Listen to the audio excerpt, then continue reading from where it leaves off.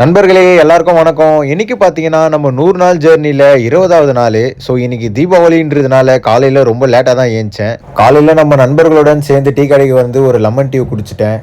மகனே lemon tea சரியான சூடு நண்பர்களே. கையிலலாம் கொட்டிக்கிச்சு. கீழ வச்சுட்டு கைய அப்படியே உதறிட்டேன்.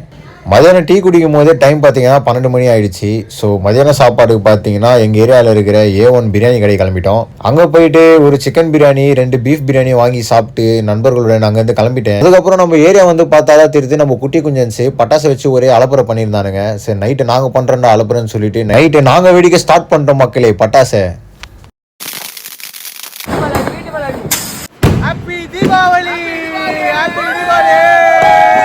இவர் தான் பார்த்தீங்கன்னா பட்டாசு பாலு. இவர் பேச மாட்டார், பட்டாசு தான் பேசும்.